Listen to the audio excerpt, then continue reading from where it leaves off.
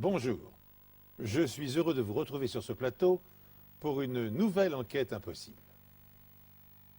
La police fédérale australienne est informée qu'une énorme quantité d'héroïne d'une valeur d'environ 100 millions d'euros s'apprête à être introduite clandestinement dans le pays.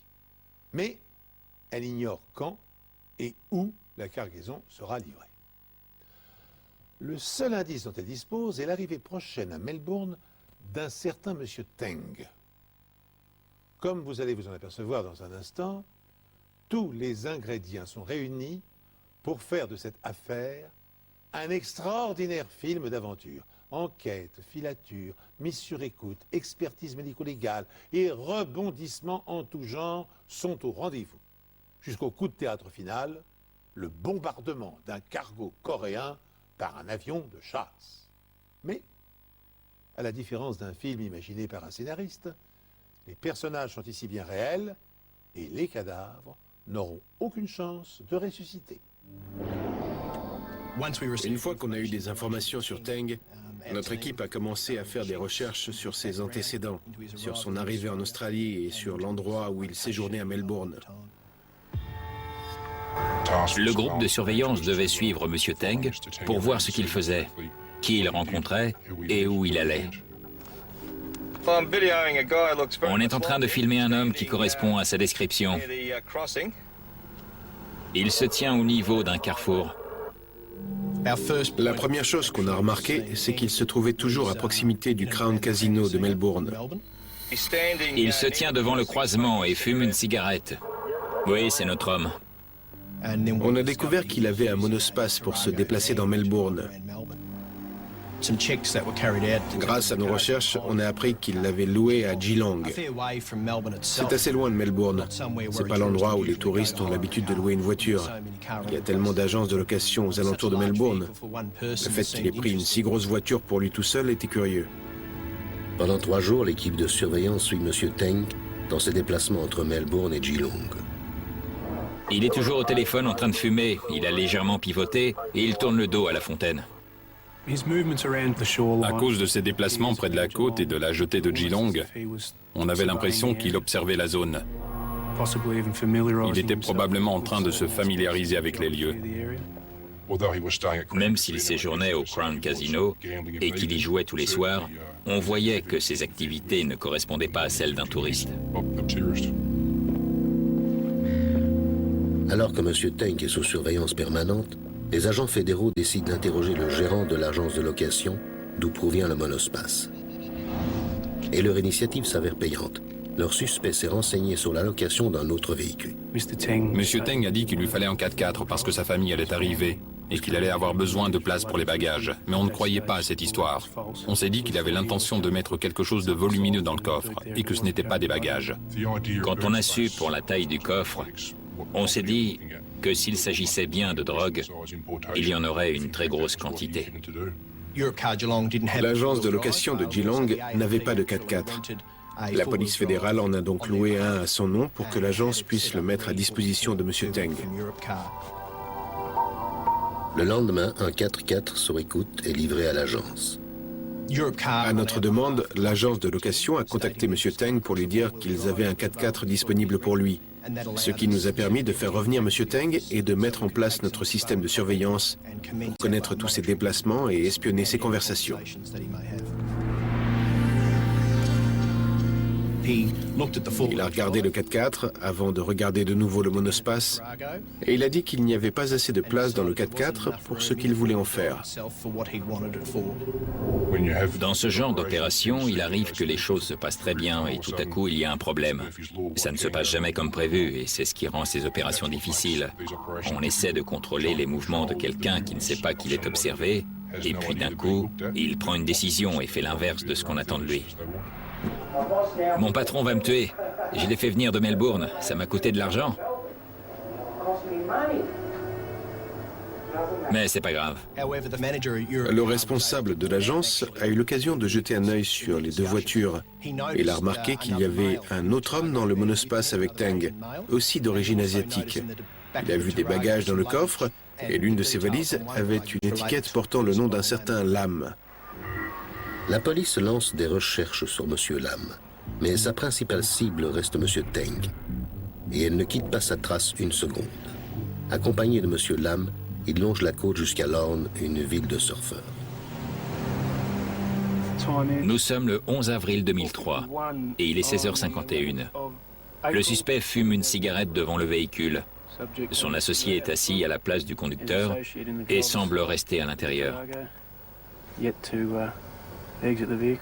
Lorsqu'il a quitté l'agence de Geelong, Teng est allé à Lorne, où il s'est renseigné dans une agence immobilière. Agence immobilière Smith. Une fois qu'il a eu terminé et qu'il est reparti, nos enquêteurs sont entrés pour interroger l'agent immobilier et on a appris qu'il avait demandé des renseignements sur la location d'une propriété. Le suspect entre dans le véhicule. Monsieur Teng s'est renseigné très sérieusement sur la location d'une maison sur les hauteurs de l'Orne. Et ma première impression a été qu'il allait se passer quelque chose dans les prochains jours. Après ça, il est retourné à Geelong, puis à Melbourne. Il s'était également renseigné à Geelong. Et d'après moi, c'était une façon de couvrir ses arrières. De toute évidence, le mystérieux M. Teng et son complice s'apprêtent à réceptionner une grande quantité de drogue. Dans ce but, ils ont repéré un endroit propice à l'accostage d'un bateau. Et ils s'organisent pour louer discrètement un véhicule tout-terrain et une villa tranquille. Pendant que Teng passe sa soirée à jouer au casino, les enquêteurs équipent sa voiture d'un système d'écoute. Ils resteront ainsi au contact et seront tenus informés de ses préparatifs. Les agents fédéraux n'ignorent pas que le bras de fer qu'ils engagent avec les trafiquants sera extrêmement dangereux. M. Kam Phai Teng a passé les 2 dernières semaines à parcourir la côte sud-est de l'État de Victoria. Il était parfois seul et parfois accompagné d'un homme que la police pense être un certain M. Lam. Mais la police sait pertinemment qu'ils ne sont pas là pour chercher un agréable coin de pêche, mais pour trouver un endroit où un lourd chargement de stupéfiants pourrait être débarqué. Afin de connaître les plans du suspect, les agents fédéraux ont réussi à installer un système d'écoute dans le monospace qu'il a loué. Mais le lendemain, Teng a décidé de se rendre à pied jusqu'au quartier des affaires de Melbourne. Et la police fédérale n'a donc pas pu poursuivre sa filature. Il est appuyé contre un mur et il regarde autour de lui. Il vient de regarder sa montre. 1 minute plus tard, son attitude s'explique. Notre homme discute avec quelqu'un sous la passerelle. On l'a vu avec un autre homme, encore un inconnu. Ce n'était pas le même que celui qu'on avait vu avec lui dans la voiture à Geelong. Le suspect porte un pantalon gris foncé et des chaussures noires. Un pantalon gris foncé, des chaussures noires et une longue veste noire. Bien reçu. On les a vus marcher dans Melbourne ensemble. Ils se sont assis pour déjeuner et discuter longuement. Ils ont également passé un certain nombre de coups de fil dans une cabine téléphonique. Ils sont à la cabine. Compris. Ils se séparent. Placez cet inconnu sous surveillance. Bien su. Par chance, l'individu non identifié reste avec M. Teng. Les 2 hommes montent dans la voiture équipée du système de surveillance. À partir de maintenant, les enquêteurs peuvent suivre toute leur conversation. Ils sont encore une fois partis pour Geelong et ont eu une conversation dans le véhicule. Le deuxième homme a évoqué l'implication de Teng dans un trafic de drogue international et les peines qu'ils encouraient avec ce qu'ils s'apprêtaient à faire. Ils ont parlé d'une peine pouvant aller de 5 à 20 ans. Et grâce à ça, la police fédérale a eu la confirmation que Teng participait à une opération imminente d'importation de stupéfiants en Australie. Une fois à Geelong, les 2 hommes se rendent sur la jetée de Cunningham. D'après ce qu'on avait entendu de leur conversation dans la voiture, c'est là qu'ils avaient l'intention de réceptionner la drogue. C'était une zone de grande affluence où ils pouvaient facilement se fondre dans la masse. Ils ont relevé le numéro d'une balise sur la jetée de Cunningham. C'était la 57B. Ils l'avaient choisi comme point de rendez-vous pour leur transaction.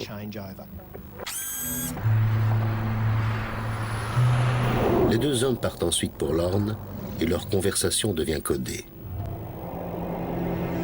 Quand ils parlaient de la drogue, ils employaient le terme « petit ami ». Ils disaient qu'ils allaient chercher les petites amies, les passer à quelqu'un d'autre et qu'elles seraient livrées par bateau rapide. On savait qu'il y aurait des bateaux. On savait qu'il y aurait 150 unités, du moins, c'est le chiffre dont il parlait. Une unité correspond à un paquet de 300 grammes ou de 700 grammes. Ça dépend de leur jargon.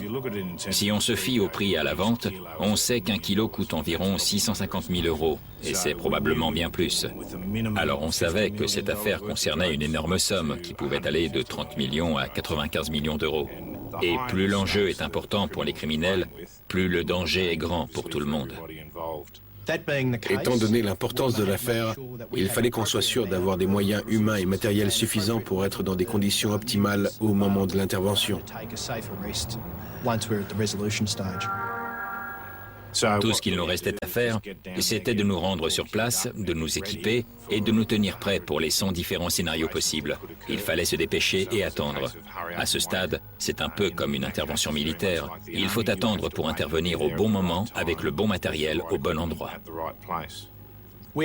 On doit être prêt à n'importe quelle heure pour intervenir à n'importe quel niveau.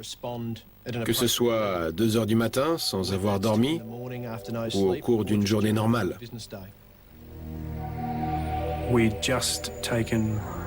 On avait pris 10 ou 15 minutes pour manger. Et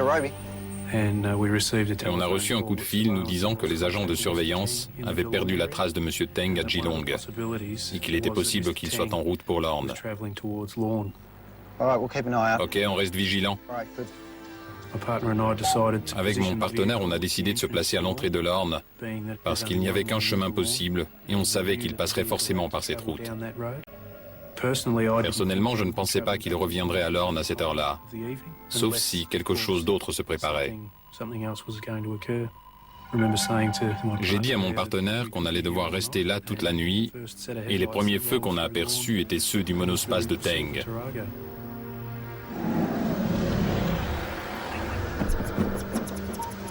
Pourquoi M. Teng roule-t-il à tombeau ouvert au risque de se faire verbaliser pour excès de vitesse? Sinon, parce que la livraison de la drogue est sans doute imminente. Il parcourt en effet la distance séparant Geelong de Lorne en 2 fois moins de temps qu'il n'en faut habituellement. Une nouvelle surprise attend les policiers. Contre toute attente, après avoir dépassé Lorne, Teng poursuit sa route. Pris au dépourvu et privé de soutien, l'agent Robbie et son partenaire décident néanmoins de prendre en filature la voiture des gangsters. On était les 2 seules voitures sur la route et il fallait qu'on fasse très attention à ne pas être trop près du monospace.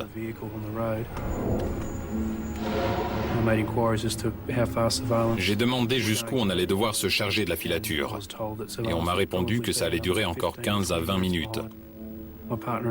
Alors on a compris que s'il se produisait quelque chose dans ce laps de temps, ce serait à nous d'intervenir. Et c'est exactement ce qui va se produire. Un bateau apparaît à l'horizon. Un bateau qui ne devrait pas se trouver dans les eaux australiennes.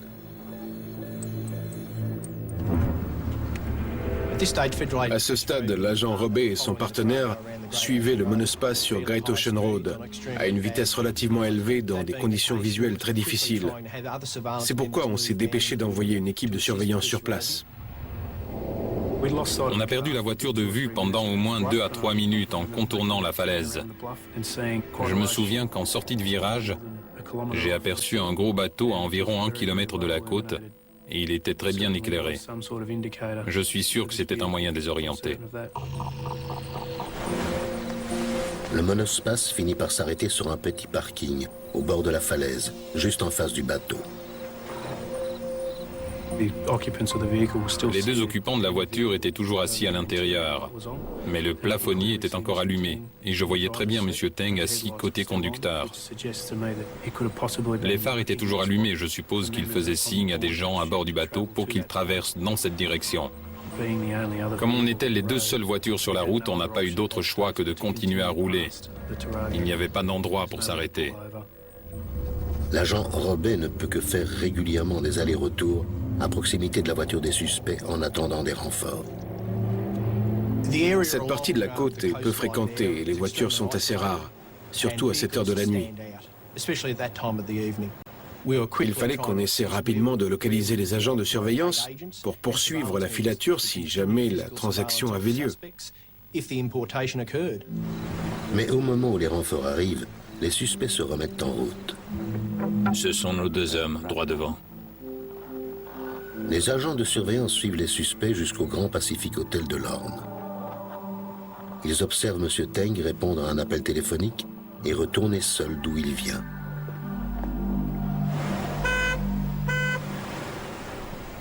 Les agents chargés de la filature ont repéré une voiture avec les feux stop allumés sur le côté de la route, actionnant son klaxon. Ils ont choisi encore une fois de poursuivre leur route, mais ont remarqué que Teng s'arrêtait pour rejoindre l'autre véhicule, qui était une berline bleue. Les agents ont eu le temps de relever le numéro de la plaque. Et après une rapide vérification, on a appris qu'elle avait été louée par un certain monsieur Lam, le premier homme qu'on avait identifié avec Teng. Sachant que le bateau était proche de la côte et qu'il n'avait pas l'air de vouloir bouger, on était quasiment sûr que la livraison aurait lieu d'un moment à l'autre. Le transbordement de la cargaison d'héroïne est imminent. Malheureusement pour les agents fédéraux, la plage où l'opération va se dérouler se trouve en contrebas et elle est invisible de la route. Comble de malchance, le temps est exécrable, la vue est bouchée et les renforts tardent à arriver. C'était très difficile de voir ce qui se passait, que ce soit sur le bateau ou sur la plage. On ne voyait pas le bateau à l'œil nu. Le seul moyen de voir quelque chose était d'utiliser la caméra infrarouge. La météo était catastrophique. La mer était très agitée et c'était vraiment suicidaire de quitter le bateau dans de telles conditions. Surtout qu'étant donné la taille du bateau, il fallait utiliser une annexe pour amener la cargaison sur la côte.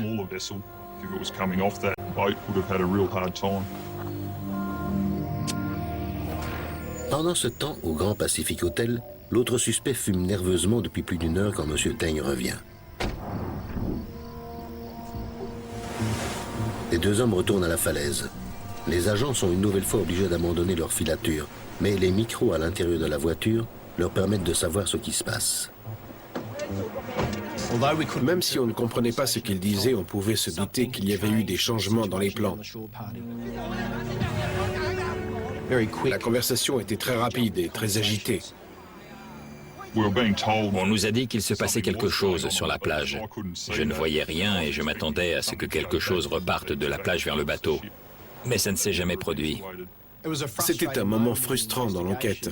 On avait un bateau à moins d'1 kilomètre de la côte, une discussion sur la plage et 2 véhicules. Mais on ne voyait aucun transfert de drogue du bateau vers la côte. On a donc décidé de faire rentrer le plus gros de l'équipe à Lorne pour attendre le retour de Teng et du monospace rempli de drogue.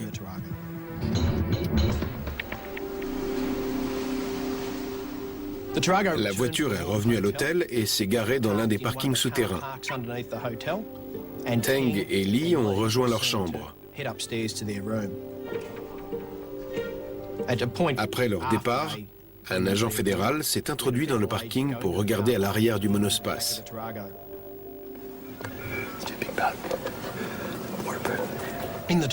Il a pu voir 2 paquets enveloppés dans des bâches bleues et des filets de pêche. On savait donc que la drogue était arrivée. Il y avait plusieurs possibilités. On pouvait intervenir et les arrêter dans leur chambre, mais ça ne prouverait pas leur implication dans le trafic. On a décidé d'attendre que Teng et son complice retournent dans la voiture avant de les arrêter pour qu'ils soient en possession de la drogue au moment de leur arrestation. Le problème, c'est que les paquets n'étaient pas assez gros pour contenir 150 kilos de drogue et on avait perdu le contact avec la berline bleue. Monsieur Lam, qui est parti dans une autre direction après la transaction, a tout fait pour déjouer toute tentative de filature et la police a dû le laisser filer. Il fallait donc qu'on retrouve ce véhicule et la drogue. Mais ce n'est pas tout. La police doit également rassembler les preuves scientifiques nécessaires pour relier les suspects à l'endroit où la transaction a eu lieu. Il faut prouver leur lien avec le bateau qui a jeté l'ancre. Mais ce que les enquêteurs vont découvrir est bien loin de ce qu'ils avaient imaginé.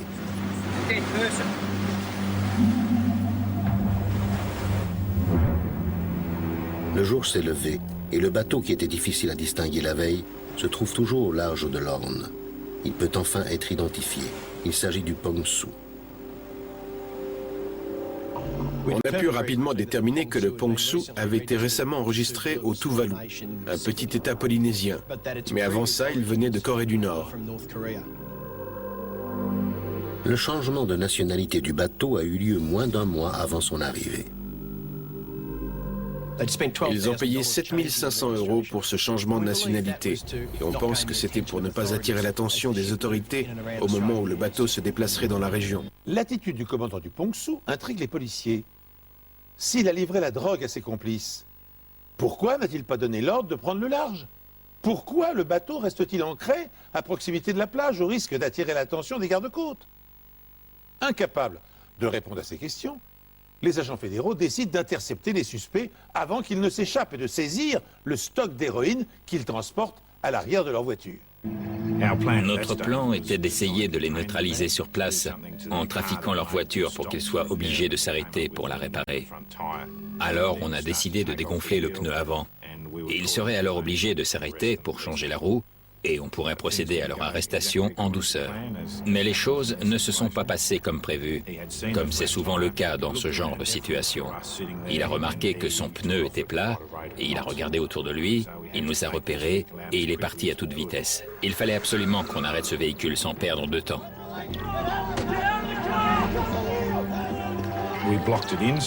On l'a bloqué, il ne pouvait plus avancer. Et on a immédiatement cerné le véhicule avec l'aide du groupe d'intervention local. Et sous la menace de nos armes, le conducteur et le passager sont sortis de la voiture. Quand je suis arrivé sur les lieux, j'ai vu M. Teng face contre terre avec les menottes. Et côté passager, il y avait son complice. Il était assez silencieux. Il n'avait pas l'air trop perturbé par la situation. Ce n'était certainement pas la première fois qu'il participait à un trafic de drogue de cette envergure. En effet, M. Chin Kwang Lee est fiché. Il s'est évadé d'une prison au Danemark, où il avait été arrêté pour trafic de drogue. Il était connu d'Interpol et avait été impliqué dans un autre trafic de drogue qui s'étendait sur l'Asie et sur l'Europe. On a ouvert le coffre et il y avait quelque chose comme 40 ou 50 kilos de ce qu'on présumait être de l'héroïne, d'après les éléments de l'enquête.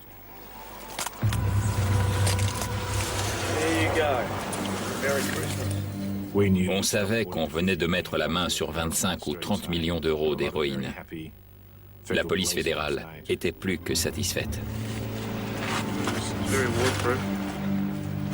Les paquets sont soigneusement enveloppés dans plusieurs couches de plastique. Ça doit être la couche inférieure. Il y en a encore une. Preuve que les paquets ont été transportés depuis le bateau. Chacun est marqué du logo WO Globe Brand, une héroïne de grande qualité, ce qui sera confirmé par les tests en laboratoire.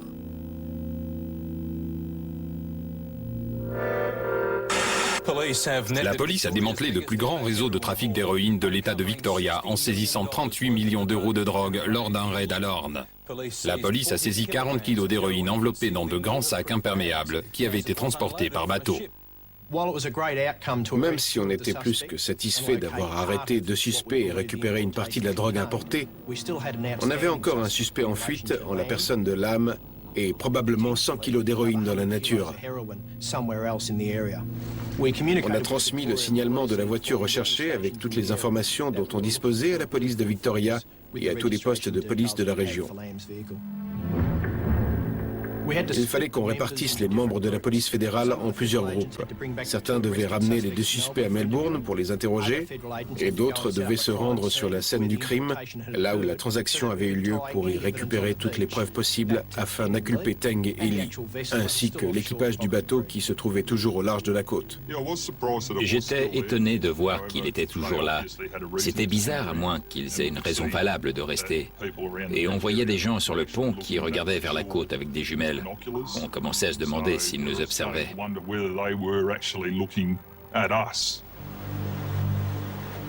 Une fois sur la plage, ils ont remarqué la présence d'un Zodiac. Quand on a vu le Zodiac, on a tout de suite compris. Il était dégonflé et il avait apparemment beaucoup souffert. On voyait bien qu'il n'était plus utilisable.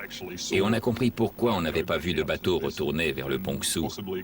Et pourquoi les hommes, à bord du Pong-Su, regardaient vers la côte. À proximité, des algues attirent leur attention.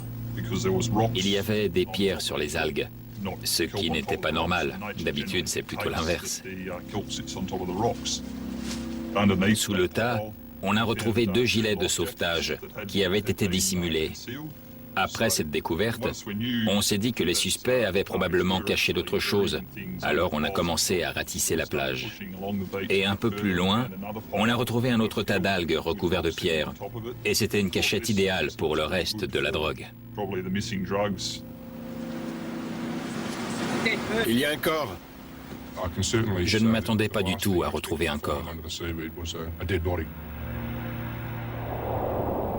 Il avait une importante blessure à la tête. Je pense qu'il avait été placé à cet endroit volontairement et que quelqu'un l'avait recouvert avec les algues pour qu'on ne le retrouve pas. La situation devenait très sérieuse. Il y avait un corps sur la plage, ce qui voulait dire qu'il y avait peut-être eu meurtre. On avait saisi une importante quantité de drogue à l'Orne, avec 2 suspects et un 3e en fuite, qui était probablement en possession du reste de la drogue. L'affaire prend d'un seul coup une toute autre dimension. La plage n'est plus seulement le lieu où s'est déroulée la plus importante transaction de drogue qu'ait connue l'État de Victoria, elle s'est aussi transformée en scène de crime.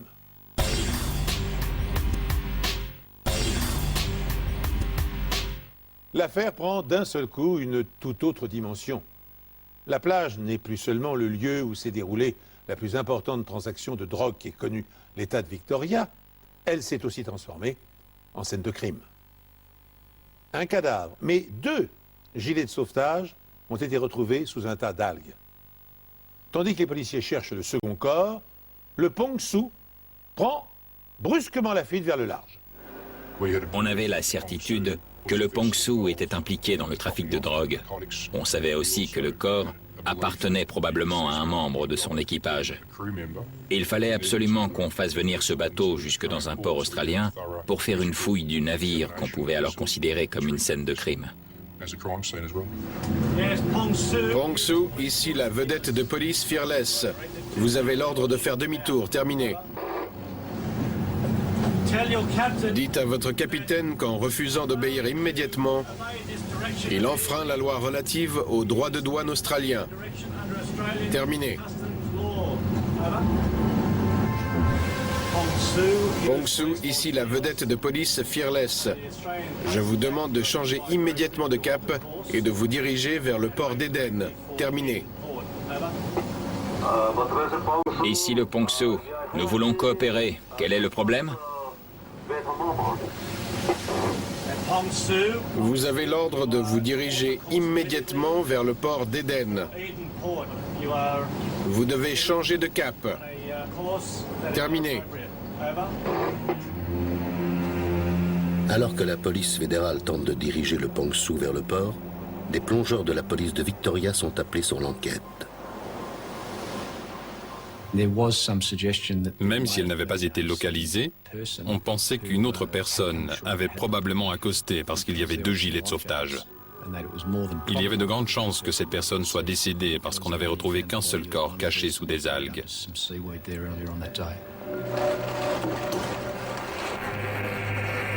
L'autopsie du corps prouve que l'homme en question n'a pas été tué, mais qu'il s'est cogné la tête au moment où le Zodiac a chaviré et s'est noyé. Mais avec des vagues aussi dangereuses que la veille, les recherches pour retrouver un 2e corps sont reportées.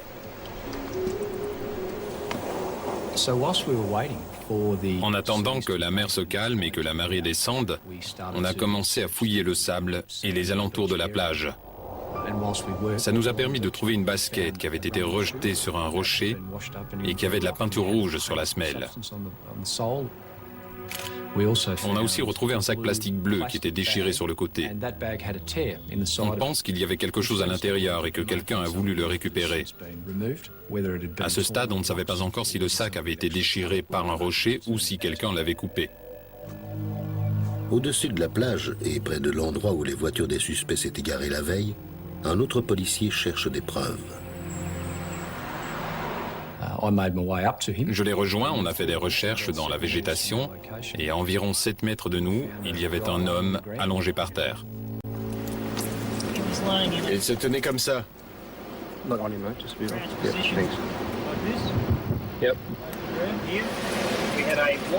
Il avait une bouteille d'eau à moitié vide juste là. Il avait aussi un sac en papier marron. En fouillant dans son sac, on a retrouvé une paire de jumelles, une lampe torche, un téléphone, des cartes SIM et un GPS.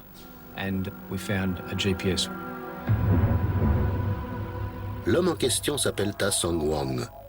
Et même si la police le soupçonne d'appartenir à l'équipage du Pongsu et d'avoir participé au trafic de drogue, il lui faut des preuves scientifiques pour le confirmer. Wang avait une lanière de caoutchouc noir en guise de ceinture. Et c'était le même genre de caoutchouc que celui qui avait été utilisé pour fermer les sacs d'héroïne retrouvés dans le coffre du monospace. Ces lanières de caoutchouc noir, comme il y en a dans la chambre à air d'une voiture, avaient été découpées en plusieurs morceaux pour maintenir les sacs fermés. Quand quelque chose est coupé au couteau, il y a ce qu'on appelle des marques striées sur les côtés du caoutchouc. Et dans ce cas, on peut assembler les bandes comme un puzzle. Et lorsque la ceinture de Wang est assemblée avec les morceaux de caoutchouc ayant servi à fermer les sacs d'héroïne, la correspondance est parfaite. On avait la preuve qu'il s'agissait d'un seul et même morceau qui avait été découpé. L'enquête scientifique s'est ensuite concentrée sur les empreintes digitales. On a retrouvé celle de Wang et du corps retrouvé sur la plage à l'intérieur de l'emballage d'héroïne, à l'intérieur même des sachets. Les lanières de caoutchouc et les empreintes prouvent que Wang a participé à l'emballage de l'héroïne avant qu'elle ne quitte le Pongsu et qu'il s'est servi du Zodiac pour transporter les paquets sur la côte. Et on pense que Wang attendait au niveau du poste d'observation pour faire signe au bateau de venir le rechercher. Le Zodiac avait chaviré pendant la nuit et il n'avait aucun moyen de retourner sur le navire. Mais quand l'équipage du Pongsu a compris que la police menait son enquête sur la côte, il a décidé de lever l'ancre et de prendre le large. Au nom de la loi, vous avez l'ordre de retourner au port d'Éden en mettant le cap sur le 270 en vue d'un arraisonnement. Terminé. Il fallait qu'on arraisonne ce bateau parce qu'on pensait qu'il y avait encore de la drogue à bord et si ce n'était pas le cas, ces hommes étaient probablement responsables de l'importation d'une grande quantité de stupéfiants. Arrêtez votre navire. Je répète, arrêtez votre navire. Monter à bord d'un bateau quand la mer est calme, c'est une chose, mais quand ça bouge autant, c'est une toute autre histoire. On avait déjà perdu quelqu'un au cours de cette opération. C'était un suspect, mais je ne voulais pas sacrifier un membre de mon équipe. Alors peu après avoir envoyé des hommes sur un Zodiac, je leur ai donné l'ordre de revenir. Parce qu'ils étaient équipés de leurs gilets pare-balles, de leurs casques et de tout l'équipement nécessaire. Alors si l'un d'entre eux passait par-dessus bord, il aurait immédiatement coulé, même si c'est un bon nageur. Une fois les différentes possibilités étudiées, les agents fédéraux se concentrent sur M. Lam, un autre membre du réseau toujours en fuite. Il ne fallait pas oublier le point de rendez-vous entre les deux hommes avant l'importation à Geelong sur la jetée de Killingham. On avait ce repère, le 57B, et on avait toujours une équipe sur place pour surveiller. M. Lam se montre enfin et s'arrête juste à côté du repère 57B et d'une autre voiture. Lam a stationné devant le repère et a commencé à secouer le tapis de son coffre. Et nos agents l'ont vu parler avec l'homme de l'autre voiture. On a pensé que cette personne pouvait être impliquée dans l'importation, et c'était probablement un membre du réseau venu chercher sa part du butin. Même s'il ne s'est rien passé de particulier, la police ne veut prendre aucun risque. On a décidé d'intercepter la deuxième voiture pour tenter d'identifier l'homme dans le véhicule. Mais on a rapidement compris que c'était un citoyen comme les autres et qu'il n'avait rien à voir avec notre enquête. Peu de temps après le départ de l'autre voiture, M. Lam repart. On ne pouvait pas se permettre de laisser Lam retourner à Melbourne pour le perdre encore une fois. On a donc décidé de l'intercepter immédiatement pour l'avoir sous notre contrôle et découvrir l'endroit où se trouvait la drogue. Mais après avoir fouillé la voiture, on a constaté qu'il n'y avait aucune trace de drogue à l'intérieur. Le coffre de la voiture de Lam est vide. N'ayant pas été livré à Melbourne, la drogue a dû être cachée quelque part à proximité de la plage. Supposons que le trafiquant ne révélera pas sa cachette, les experts en sont réduits à exploiter tous les indices mis à leur disposition pour la retrouver. Avant que des complices des malfrats ne s'en emparent, bien sûr. Et, grâce à cela, inondent le marché. La police fédérale a déjà arrêté 4 hommes pour l'importation de 50 kilos de stupéfiants, mais elle pense que plus de 100 kilos d'héroïne sont encore dans la nature. Elle espère que le GPS retrouvé dans le sac de Wong lui permettra de les retrouver. Un GPS permet d'afficher les coordonnées de l'endroit où vous vous trouvez. Tout est une histoire de distance, d'heures et de signaux qui sont envoyés par 4 satellites vers l'appareil que vous utilisez.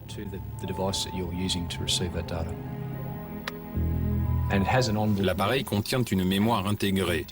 Et quand on a téléchargé les informations enregistrées par le GPS de Wong, on a découvert qu'il y avait 3000 informations contenues dans la mémoire. Mais on a tout de suite vu que ce n'était pas Wong qui avait amené le GPS, parce qu'il y avait plusieurs lieux enregistrés dans la région de Lorne et de Geelong bien avant l'arrivée du Pongsu. Après l'arrivée du bateau et après la transaction, les coordonnées du GPS n'ont pas bougé. Elles indiquaient l'endroit où se trouvait Wong et aucun paquet n'y a été retrouvé.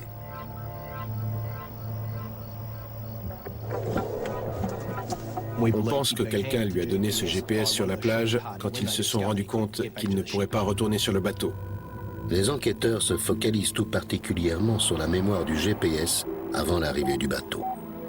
Non seulement les données correspondent aux endroits où les 3 suspects ont été vus, mais elles indiquent également un site situé à 40 km de la zone d'importation où le porteur du GPS s'est rendu à plusieurs reprises. C'était au milieu de nulle part, sur le bord d'une route. Et ça méritait qu'on y retourne une seconde fois. Une demi-heure avant la transaction, Teng et Lee étaient sous surveillance policière. Lam était par contre parvenu à échapper à la filature. Il y a donc de fortes chances pour qu'il ait eu le GPS en sa possession à ce moment-là. A-t-il eu le temps de revenir sur les lieux et d'y cacher la cargaison? À mesure qu'on approchait du site, je lisais sur le GPS 50, 40, 30, 20, 10, et j'ai dit on y est. J'ai regardé sur le sol, j'ai ramassé un sac plastique, et à l'intérieur de ce sac, il y avait 2 photos de Lam. À défaut de retrouver le reste de l'héroïne, les enquêteurs mettent la main sur de nombreuses preuves. Entre autres, un kit de démarrage de téléphone portable portant les empreintes de M. Lam. Et surtout, il y avait une feuille au format A4. C'était une facture au nom du Pongsu. C'était très important parce que M. Lam soutenait qu'il n'avait rien à voir avec cette affaire. Et on venait de trouver une preuve matérielle reliant Lam au Pongsu qui était en train de fuir vers Sydney. Pongsu, arrêtez votre navire maintenant. Vous avez été averti à plusieurs reprises. Avez-vous l'intention de faire demi-tour vers le port d'Éden? Terminé. Non, je crois qu'il prend la fuite. Pongsu, si vous n'arrêtez pas votre navire immédiatement, le gouvernement australien mettra tous les moyens en œuvre pour stopper votre bateau de force. On avait pour ordre de suivre le bateau et de le couvrir pendant que d'autres retourneraient chercher des personnes plus qualifiées et mieux équipées pour procéder à son arraisonnement. Pongsu, ici le bateau de guerre australien. Descendez votre échelle à tribord maintenant. Pour l'instant, mon équipage est en train de dormir. Je vous demande d'attendre un instant. Terminé. Non. Réveillez-le immédiatement. Nous allons arraisonner votre bateau. Terminé. Le HMS Stuart a été envoyé de Sydney pour intercepter le Pongsu. Une fois en contact avec le Pongsu, il a envoyé un hélicoptère pour permettre à des soldats de monter à bord et de sécuriser les lieux pour les agents de la police fédérale. C'était une nouvelle scène de crime à étudier. Il fallait qu'on trouve les preuves permettant de lier le Pongsu à tous les autres éléments de l'enquête. Il est 11h52 et nous sommes le dimanche 20 avril 2003. Une recherche approfondie nous a permis de découvrir qu'il s'agissait probablement d'un bateau servant au transport de stupéfiants à travers le monde. Les réservoirs d'eau avaient été transformés en réservoirs d'essence, ce qui permettait au bateau de naviguer sur de longues distances sans avoir à s'arrêter pour se ravitailler. On a aussi retrouvé une grande quantité de nourriture permettant à l'équipage de survivre une longue période sans avoir à retourner au port. Et il était clair que sans accoster, il n'attirerait pas l'attention des autorités australiennes qui auraient probablement voulu fouiller le bateau. Des recherches approfondies ont commencé ce matin. Chaque cabine, chaque placard et chaque recoin ont été examinés. Divers équipements permettant l'utilisation de rayons X et de produits chimiques ont été apportés à bord. Chaque filtre et chaque aération ont été passés au peigne fin. On nous a confié la basket qui avait été retrouvée sur la plage près du corps. Il y avait de nombreuses traces de peinture dessus. Alors on nous a demandé de faire une comparaison pour tenter de découvrir si cette peinture pouvait provenir du Pongsu. Des échantillons de peinture et des résidus provenant du bateau sont analysés puis comparés avec ceux prélevés sur la basket. On a pu déterminer que les deux échantillons avaient de nombreuses caractéristiques en commun. Ce n'était pas une correspondance à 100%, mais il y avait quand même de grandes chances pour que la peinture de la chaussure soit la même que celle retrouvée sur le pont du Pongsu. Quand on a retrouvé le corps, il n'avait plus de chaussures. Les experts scientifiques et les agents fédéraux ont accompli un remarquable travail de synthèse. En recoupant les indices, ils sont parvenus à établir que des liens solides relient entre eux le cadavre retrouvé sur la plage, Ta Song Wong, le deuxième homme du Zodiac, l'équipage du Pongsu et les 3 organisateurs du trafic arrêtés en flagrant délit. Il ne leur manque plus qu'une dernière chose à accomplir pour parachever leur coup de filet. Mais une partie de la cargaison de drogue manquait toujours et à ce stade, on soupçonnait M. Lam. Il fallait qu'on la retrouve. Il fallait absolument qu'on mette la main dessus avant que quelqu'un d'autre ne prenne le relais. La nuit où la drogue est arrivée et que la transaction a eu lieu, Teng et Lee sont retournés à leur hôtel de Lorne. Lam avait pris la direction opposée. Une équipe de surveillance a tenté de le suivre, mais il a réussi à déjouer la filature. Par conséquent, les agents sont obligés d'abandonner Lam, mais ils savent quelle direction il a pris.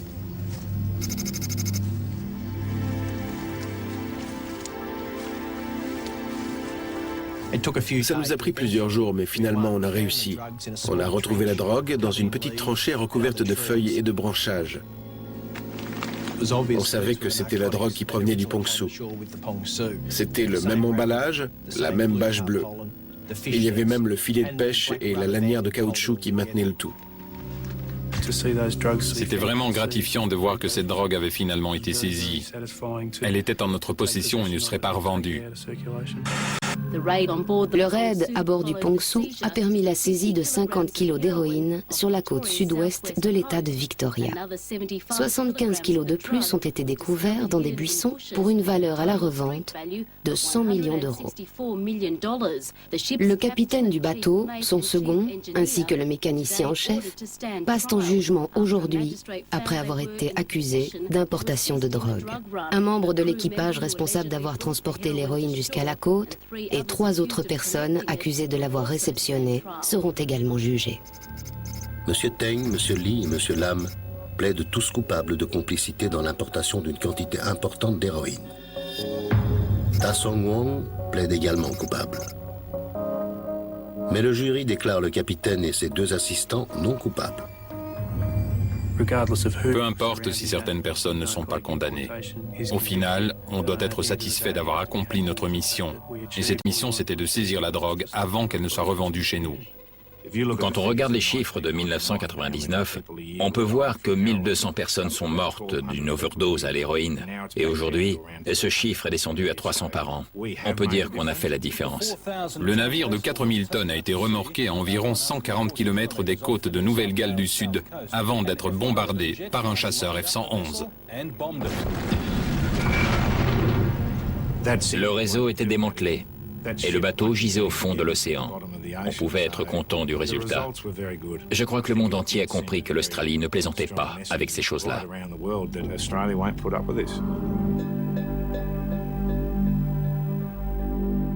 Au terme du procès, Song, le capitaine du Pongsu, et 4 de ses officiers ont été acquitté et relâché, après avoir néanmoins purgé une peine préventive de 3 ans de prison. Les membres du réseau, Teng, Lam et leurs complices, ont été, eux, lourdement condamnés à plus de 20 ans de détention. Les frais de justice ont coûté, tenez-vous bien, plus de 3 millions de dollars aux contribuables australiens, auxquels s'est ajouté un coût journalier de 2500 dollars pour l'immobilisation du bateau avant sa destruction. Compte tenu de l'ampleur de l'opération, une question a intrigué les agents fédéraux. Pourquoi les trafiquants n'ont-ils pas attendu la fin du mauvais temps pour débarquer la drogue? Il semble que les 2 hommes qui ont utilisé le Zodiac ne faisaient pas partie de l'équipage. Hommes d'affaires malaisiens, ils devaient acheter des voitures de luxe en Australie et auraient quitté le Pongsu avec l'héroïne à l'insu du capitaine. Cette explication invérifiable et peu crédible a néanmoins jeté un doute raisonnable sur la culpabilité du capitaine et a contribué à son acquittement. Sachez encore que cette affaire a créé un incident diplomatique entre les États-Unis et la Corée du Nord. Le secrétaire d'État américain a en effet accusé le régime de Pyongyang d'organiser un trafic de drogue à l'échelle planétaire. Connu sous le nom de Code de Bureau 39, ce service de l'État récolterait des sommes dont le montant atteindrait 500 millions de dollars par an. Officiellement enregistré à Tuvalu, mais appartenant au gouvernement nord-coréen, le Pongsu ne serait que l'un des navires impliqués dans ce vaste réseau. Ainsi s'achève cette émission riche en rebondissements. Merci d'avoir suivi en ma compagnie et je vous donne rendez-vous bien sûr pour une nouvelle enquête impossible prochainement.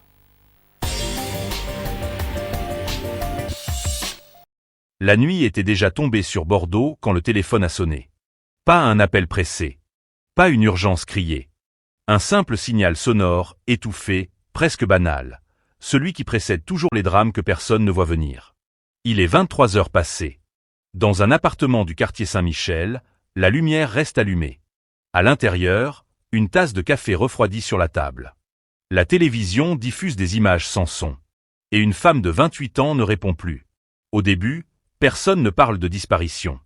On parle de retard. D'un téléphone éteint. D'un message jamais lu. Des détails insignifiants, jusqu'au moment précis où il cesse de l'être. Bordeaux, 2001. Une ville tranquille, élégante, confiante. Des rues pavées, des façades blondes, une vie nocturne discrète. Ici, les crimes graves font la une parce qu'ils sont rares. Ici, on se connaît, on se reconnaît, on se rassure. Et pourtant, ce soir-là, quelque chose se fissure. Elle s'appelle Claire Dumas. Assistante juridique. Aucune histoire. Aucune dette. Aucun ennemi connu. Une routine presque ennuyeuse. Travail, sport, amis, famille. Le genre de vie que les enquêteurs décrivent plus tard comme sans aspérité. Claire quitte son bureau à 18h30. Plusieurs témoins la voient sortir. Elle sourit. Elle parle de son dîner. Elle dit à demain. À 19h12, son badge est utilisé pour sortir de l'immeuble. À 19h18, une caméra de rue capte sa silhouette traversant le cours Victor Hugo. Elle marche vite. Trop vite pour quelqu'un qui n'a rien à craindre, diront certains après coup. À partir de là, plus rien. Aucun appel. Aucun message. Aucun retrait bancaire. Aucune trace. Le lendemain matin, la ville se réveille normalement. Les cafés ouvrent. Les tramways circulent. Mais chez les Dumas, l'angoisse s'installe. Claire ne manque jamais le travail. Claire rappelle toujours. Claire prévient. À midi, la famille contacte la police. À 16h, une patrouille passe à l'appartement. La porte n'est pas forcée. Le sac à main est absent.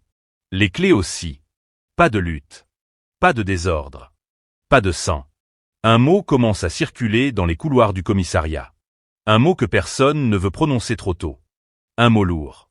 Un mot dangereux. Disparition. Les premières heures sont cruciales. Les enquêteurs interrogent les collègues. Les amis. L'ex-compagnon, une rupture ancienne, sans conflit. Les voisins, rien entendu, rien vu. Mais un détail dérange. À 22h57, un appel est émis depuis le téléphone de Claire. Un appel de 7 secondes. Vers un numéro inconnu. Jamais rappelé. L'opérateur confirme, le téléphone borne dans une zone industrielle, à plusieurs kilomètres du centre-ville. Pourquoi là-bas? Pourquoi à cette heure-là? La presse locale s'empare de l'affaire. Les titres sont prudents, presque timides. Jeune femme portée disparue à Bordeaux. Inquiétude autour d'une disparition inexpliquée. Mais très vite, le ton change. Des battues sont organisées. Des affiches apparaissent sur les vitrines. Le visage de Claire devient familier. Trop familier. Chaque jour sans réponse épaissit le silence. Les enquêteurs fouillent la zone industrielle. Des entrepôts. Des terrains vagues. Des fossés. Rien. Puis, une semaine plus tard, un témoin se manifeste. Un chauffeur de nuit. Il affirme avoir vu une femme correspondant au signalement. Elle semblait hésiter. Regardait autour d'elle. Parlait à quelqu'un hors de vue. Il ne peut pas décrire cet autre individu. Seulement une silhouette. Une présence. C'est peu. Mais c'est tout ce qu'ils ont. Les jours deviennent des semaines. Les semaines deviennent des mois. Et l'affaire ralentit. Pas de corps. Pas de scène de crime. Pas de suspect clair. Le dossier est déplacé. Classé provisoirement. Puis officiellement. Un mot terrible apparaît sur la couverture cartonnée. Cold case. Les années passent. Bordeaux change. Les rues sont rénovées. Les tramways se modernisent. Mais le nom de Claire Dumas reste figé dans le temps. Sa famille continue. Elle écrit. Elle relance. Elle supplie. Chaque anniversaire est un rappel. Chaque silence, une blessure. Et puis, 22 ans plus tard, en 2023, dans un bureau poussiéreux, un jeune enquêteur ouvre un vieux carton. Par hasard. Ou par obstination. Il relit. Il compare. Il remarque ce que d'autres ont laissé passer. Un détail. Minuscule. Presque invisible. Un appel de 7 secondes. Un bornage oublié. Un nom jamais creusé. À cet instant précis, le passé recommence à respirer. Et Bordeaux, sans le savoir encore, s'apprête à entendre de nouveau le bruit sec d'une vérité longtemps étouffée. Le dossier sent le papier jauni et l'oubli. Des agrafes rouillées. Des comptes rendus tapés à la hâte. Des phrases courtes, sèches, comme si personne n'avait voulu s'attarder trop longtemps sur ce qu'elle racontait. L'enquêteur referme un instant les yeux. 22 ans. 22 années de silence compact, tassé, presque volontaire. Il reprend depuis le début. Minute par minute. Pas pour comprendre ce qui a été écrit, mais pour entendre ce qui n'a jamais été dit. Claire Dumas ne disparaît pas dans un vide. Elle disparaît dans un décor précis, à une heure précise, dans une ville où chaque mouvement laisse une trace. Ou devrait en laisser une. Les premières auditions sont banales. Trop banales. Elle n'avait pas l'air inquiète. Rien de particulier. Une fille discrète. Des phrases qui anesthésient l'urgence. Mais en creusant, une fissure apparaît. Un collègue se souvient d'un détail. Un homme qui attendait parfois devant l'immeuble. Pas tous les jours. Juste assez pour passer inaperçu. Il fumait. Il regardait sa montre. Il ne parlait à personne. À l'époque, personne n'y prête attention. Aujourd'hui, ce souvenir pèse lourd. Le badge de sortie. 19h12. Claire quitte le bâtiment plus tôt que d'habitude. Pourquoi? Un mail retrouvé plus tard, jamais envoyé. Une phrase incomplète. On se voit ce soir pour en parler. Parler de quoi? Avec qui? Les enquêteurs de 2001 interrogent l'ex-compagnon. Un homme calme. Trop calme, diront certains. Il fournit un alibi. Un dîner entre amis. Confirmé. Vérifié. Classé. Puis il y a les voisins. Une voisine du dessous affirme avoir entendu des pas tardifs, vers minuit. Des pas rapides. Puis un bruit sourd. Comme une porte qu'on claque. Ou quelque chose de plus lourd. Elle n'a pas appelé la police. Elle n'a jamais appelé la police pour rien. Ce détail reste consigné dans un rapport secondaire. Jamais exploité. Dans la zone industrielle, les recherches s'intensifient pendant 10 jours. Des chiens. Des plongeurs. Des lampes dans la nuit. Rien. Un enquêteur note. Impression d'une mise en scène. Mais mise en scène de quoi? D'une fuite? D'un enlèvement? D'un meurtre sans corps? Les médias commencent à employer des mots plus durs. Disparition inquiétante. Silence total autour de Claire Dumas. La peur s'installe à Bordeaux. Les habitants ferment leurs portes plus tôt. Les parents raccompagnent leurs enfants. Les conversations changent de ton. Puis arrive le premier faux espoir. Un signalement à Toulouse. Une femme ressemblant à Claire aperçue dans une gare. Les enquêteurs se déplacent. Ils interrogent. Ils comparent. Erreur. Un mois plus tard, un autre appel. Cette fois de Marseille. Même scénario. Même déception. À chaque fois, la famille espère. À chaque fois, elle encaisse. Le dossier grossit, mais la vérité s'éloigne. Un élément intrigue pourtant certains policiers, le téléphone. En 2001, un portable n'est pas un objet jetable. On ne l'abandonne pas facilement. On ne l'éteint pas sans raison. Le bornage indique un déplacement rapide. Centre-ville. Périphérie. Zone industrielle. Puis plus rien. Comme si quelqu'un avait su exactement où aller. Un ancien inspecteur écrit dans ses notes personnelles. Hypothèse d'un rendez-vous. Hypothèse d'une personne connue. Mais aucune preuve. Aucun nom. Les années passent, et avec elles les mutations. Les départs à la retraite. Les priorités changent. Le dossier Claire Dumas glisse lentement vers le bas de la pile. Cold case. Un mot administratif. Un mot froid. Un mot qui sonne comme une condamnation. La famille refuse d'abandonner. Elle engage un détective privé. Résultat, néant. Les associations de disparus relaient l'affaire. Des marches silencieuses. Des bougies. Des discours. Puis, progressivement, le silence gagne. Jusqu'à ce jour de 2023 où le jeune enquêteur tombe sur un détail que personne n'avait relié. Le numéro appelé à 22h57. 7 secondes. Un numéro jamais identifié à l'époque. En 2001, les bases de données sont limitées. Aujourd'hui, elles parlent. Le numéro appartient à une carte prépayée. Activé 2 semaines avant la disparition. Désactivé 3 jours après. Un outil jetable. Un outil de précaution. L'enquêteur sent quelque chose se nouer dans sa poitrine. Ce n'est pas une fugue.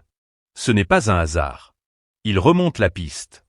La carte a été achetée dans un tabac à Talence. Caméras inexistantes à l'époque. Mais le vendeur, lui, est toujours vivant. Il hésite. Il fouille dans sa mémoire. Il parle d'un homme d'une quarantaine d'années. Pressé. Mal rasé. Il a payé en liquide. Il n'a rien dit. Un homme ordinaire. L'enquêteur compare. Il recoupe. Il plonge dans d'autres dossiers. Et soudain, un nom revient. Un nom qui n'avait jamais été associé à Claire. Un homme lié à plusieurs plaintes pour harcèlement, jamais condamné. Un homme qui travaillait dans la zone industrielle. À cet instant précis, le cold case cesse d'être froid. Quelqu'un, quelque part, a gardé le silence pendant 22 ans. Et ce silence commence à se fissurer. La ville de Bordeaux, encore endormie, ignore que son passé est en train de remonter à la surface. Lentement, inexorablement, comme un corps qu'on n'a jamais retrouvé. Le nom circule d'abord à voix basse. Pas dans les médias. Pas dans les couloirs officiels. Seulement entre quelques enquêteurs qui sentent, sans encore pouvoir le prouver, que quelque chose vient de s'aligner. Il s'appelle Marc Delmas. 49 ans aujourd'hui. 47 à l'époque. Aucun casier judiciaire lourd. Juste des signalements. Des plaintes classées. Des mots comme insistant, envahissant, malaisant. Rien qui justifie une arrestation. Assez pour susciter un malaise. En 2001, Delmas travaille comme technicien de maintenance dans un entrepôt de la zone industrielle de Bassins. Horaires irréguliers. Déplacements fréquents. Un homme qui connaît les routes secondaires. Les zones mortes. Les endroits où personne ne regarde. Le jeune enquêteur ne fonce pas. Il sait que les cold cases se brisent quand on va trop vite. Il reconstitue.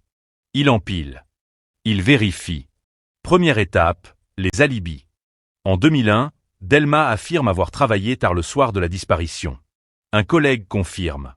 Mais ce collègue est décédé depuis. Et l'entreprise a fermé. Les plannings? Détruits. Les badges? Système obsolète. Les souvenirs? Flous. Deuxième étape, le lien avec Claire. Aucun contact officiel. Aucun appel enregistré. Aucun mail direct. Mais une collègue de Claire, aujourd'hui à la retraite, se souvient soudain d'un détail qu'elle n'avait jamais jugé important. Un homme qui appelait parfois le standard. Il demandait Claire.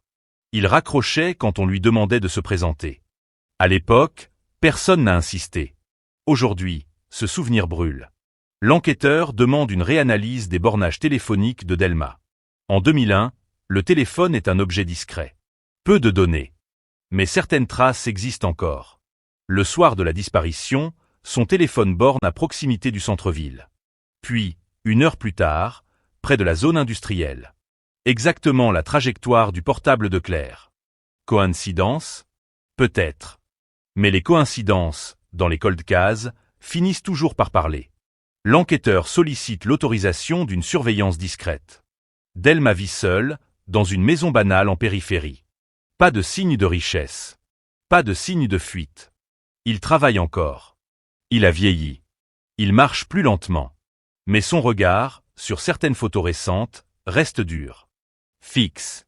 Une perquisition est envisagée. Refusée faute d'éléments suffisants. Alors l'enquêteur change de stratégie. Il fouille le passé de Delma autrement. Les emplois. Les déménagements. Less relations. Et il tombe sur une autre affaire. 1998. Disparition d'une étudiante à Angoulême. Non élucidée. Même tranche d'âge. Même absence de corps. Même silence. À l'époque, Delma travaillait déjà dans la région. Aucune preuve. Juste une ligne invisible qui relie 2 dossiers oubliés. Les semaines passent. La pression monte. Le procureur hésite. Puis un élément surgit là où personne ne l'attendait. Un ancien téléphone est retrouvé lors d'un débarras judiciaire. Un appareil saisi dans une affaire sans lien apparent. À l'intérieur, une carte SIM ancienne. Les techniciens font parler la puce. Un numéro apparaît dans l'historique. 7 secondes d'appel. Le même que celui de Claire. Pour la première fois depuis 22 ans, le dossier respire autrement. Plus fort. Plus vite. Le numéro appartient désormais à Delma. Cette fois, le procureur signe. La perquisition a lieu à l'aube. Sans sirène. Sans éclat. La maison est propre. Trop propre. Aucun objet de Claire. Aucun souvenir visible. Mais dans le garage, sous une bâche, une voiture ancienne. Un modèle qu'il possédait déjà en 2001. Les experts fouillent. Ils démontent. Ils grattent. Et ils trouvent. Des traces infimes. Microscopiques. Presque effacées. De l'ADN. L'analyse prend des semaines. Des semaines de tension. Des semaines où la famille Dumas n'est au courant de rien. Puis le résultat tombe. Compatibilité élevée avec l'ADN de Claire, conservé sur une brosse à cheveux. Ce n'est pas une preuve de meurtre. Ce n'est pas une scène de crime. Mais c'est un contact. Un contact jamais expliqué. Delma est convoqué. Il entre dans la salle d'audition sans avocat. Il sourit. Il se dit surpris. Il se dit coopératif. Il nie tout. Il affirme ne pas connaître Claire. Il affirme ne jamais l'avoir vue. Il affirme que la voiture a changé de propriétaire. Les questions s'enchaînent. Les contradictions apparaissent. Légères. Subtiles. Puis vient la question du téléphone. Son sourire se fige. Il explique. Une carte achetée pour le travail. Un appel accidentel. Une erreur. 7 secondes. Toujours 7 secondes. À ce moment précis, l'enquêteur comprend que Delma ne craquera pas facilement. Pas sur un détail. Pas sur une pression directe. Il faudra autre chose. Un choc. Un élément qui le renvoie 22 ans en arrière. Quelque chose qu'il croyait enterré. La garde à vue est levée. Delma ressort libre. Mais il sait. Il sait que le silence n'est plus total. Il sait que le cold case s'est réveillé. Et dans les rues de Bordeaux, la rumeur commence à circuler. Un nom. Un passé. Une affaire qu'on croyait figée. La ville retient son souffle. Parce que quand un silence dure 22 ans, sa rupture ne fait jamais peu de bruit. Après la garde à vue, le silence change de nature. Il n'est plus lourd. Il n'est plus passif. Il devient nerveux. Marc Delma reprend sa vie exactement là où il l'avait laissée. Même maison. Même horaire. Même geste. Mais quelque chose a bougé. Quelque chose d'invisible, perceptible seulement par ceux qui savent regarder. Les enquêteurs le sentent. Ils l'observent. Ils notent. Delma ferme désormais ses volets plus tôt. Il change ses trajets. Il regarde derrière lui. Un homme innocent n'a rien à craindre, répètent certains. Mais un homme qui a vécu 22 ans avec un secret ne sait plus comment vivre sans lui. Dans les bureaux de la PJ, l'équipe s'agrandit. Le dossier Claire Dumas n'est plus un carton poussiéreux. Il est posé au centre de la table. Ouvert. Déplié. Chaque détail est repris. Chaque phrase relue. Chaque oubli interrogé. Une question obsède tout le monde. Pourquoi maintenant? Pourquoi Delma a-t-il laissé une trace, aussi infime soit-elle? Pourquoi ce téléphone? Pourquoi cet appel de 7 secondes? Les experts en comportement proposent une hypothèse. Un moment de panique. Un geste incontrôlé. Un besoin de contact. Ou une erreur. Parce que même les prédateurs les plus méthodiques commettent une faute. Toujours. L'enquêteur principal retourne voir la famille Dumas. 22 ans plus tard, la douleur n'a pas changé. Elle a simplement appris à respirer avec. On leur parle avec prudence. On ne promet rien. On évoque une piste sérieuse. La mère de Claire ne pleure pas. Elle hoche la tête. Comme si elle avait attendu ce moment toute sa vie. Dans le même temps, un autre fil est tiré. Un fil resté longtemps négligé. Le voisinage de Delma en 2001. À l'époque, il habitait un petit pavillon près de la zone industrielle. Aujourd'hui, le quartier a changé. Mais certaines personnes sont restées. Une femme se souvient. Elle hésite. Puis elle parle. Des allées et venues nocturnes. Des voitures garées tard. Une fois, très tard, un cri étouffé. Ou peut-être une radio trop forte. Elle n'a jamais appelé la police. Elle avait peur de se tromper. Un autre voisin raconte un épisode plus troublant. Une nuit de l'automne 2001, Delma a demandé de l'aide. Pour déplacer quelque chose de lourd dans son garage. Il a parlé d'un moteur. D'une machine. Le voisin a refusé. Il était fatigué. Il voulait dormir. Le détail est consigné. Ajouté. Il ne prouve rien. Mais il s'accumule. L'enquête prend une autre direction. Les terrains vagues autour de Bassins ont été transformés. Bétonnés. Construits. Mais certains endroits sont restés intacts. Les cartes anciennes sont ressorties. Les plans d'époque. Les témoignages. Les fouilles reprennent. Avec des moyens modernes. Radar de sol. Chiens spécialisés. La presse commence à sentir quelque chose. Des articles apparaissent. Discrets d'abord. Puis plus directs. Col de Case de Bordeaux, une piste relancée. Un suspect entendu après 22 ans. Le nom de Delma n'est pas encore publié. Mais la pression monte. Delma, lui, lit. Il sait lire entre les lignes. Il appelle un avocat. Pour la première fois. Ce geste n'échappe à personne. Les jours suivants, les fouilles livrent un objet. Rien de spectaculaire. Une boucle métallique. Rouillée. Anodine. Mais la famille reconnaît immédiatement le modèle. Un bijou. Un cadeau offert à Claire quelques mois avant sa disparition. L'objet est expertisé. Les analyses sont longues. Le temps s'étire. Delma est convoqué de nouveau. Cette fois, avec son avocat. Il garde le silence. Total. Absolu. Chaque question glisse sur lui. Chaque détail est ignoré. Mais son visage trahit quelque chose. Pas la peur. Pas la colère. L'agacement. Comme si le passé refusait enfin de rester enterré. Puis, une découverte secondaire fait basculer l'équilibre. Un ancien collègue de Delma, retrouvé par hasard, accepte de parler. Il raconte une obsession. Une femme. Une silhouette décrite encore et encore. Une fixation malsaine. Il n'a jamais su son nom. Mais la description correspond à Claire. Ce témoignage n'est pas une preuve. Mais il complète le puzzle. Le procureur comprend qu'il n'aura jamais de confession spontanée. Jamais d'aveu simple. Il faudra contraindre le silence. La décision tombe un matin gris. Mise en examen pour enlèvement et séquestration ayant entraîné la mort sans intention de la donner. Marc Delma est arrêté. Pas de résistance. Pas de scène.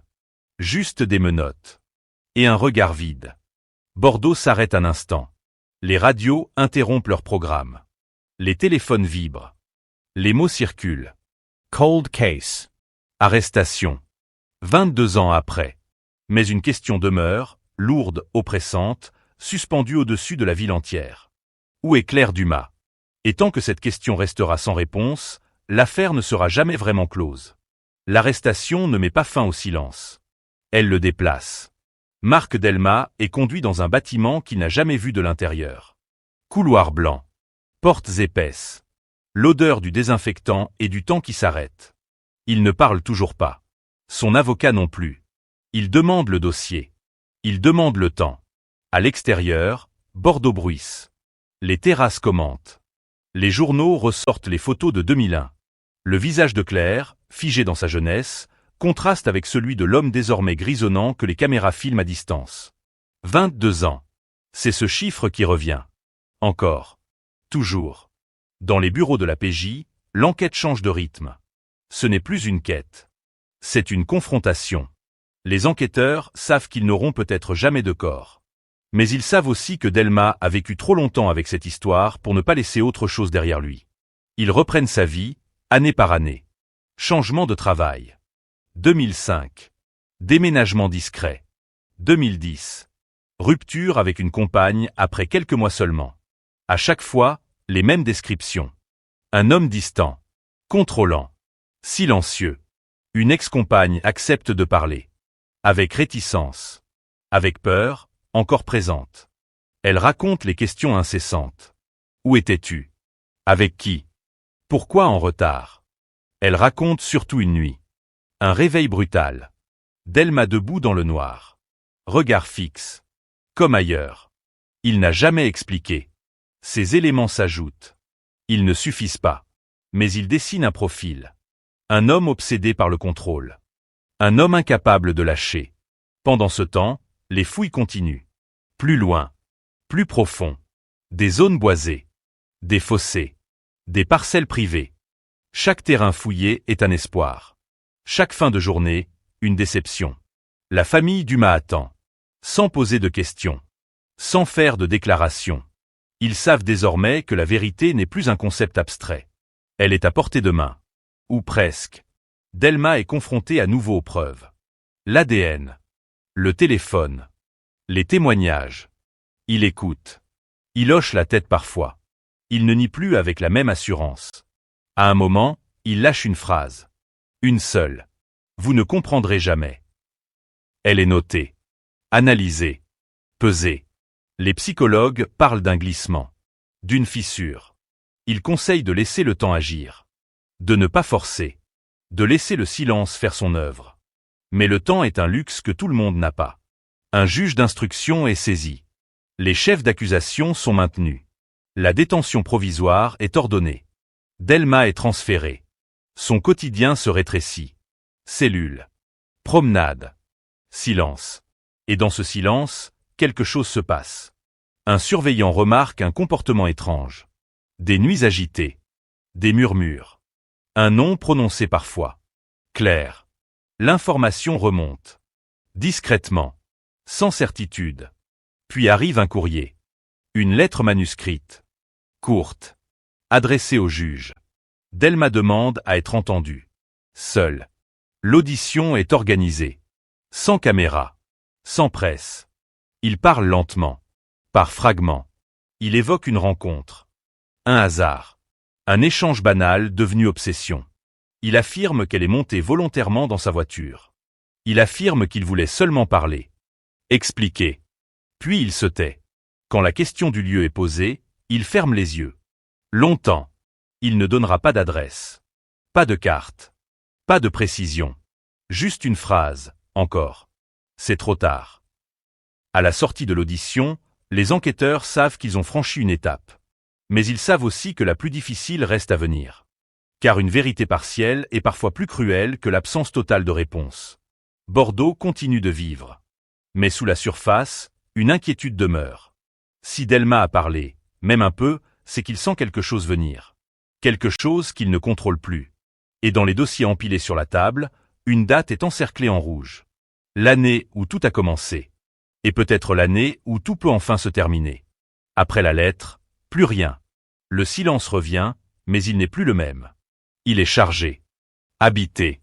Dans la cellule de Marc Delma, le temps s'étire comme une matière épaisse.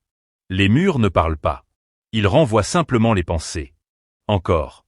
Encore. Les enquêteurs, eux, n'attendent pas une nouvelle confession. Ils savent que Delma a dit ce qu'il voulait dire. Ce qu'il pouvait dire. Le reste devra venir d'ailleurs. Ils retournent en 2001. Pas sur le terrain. Dans les détails invisibles. Les trajets.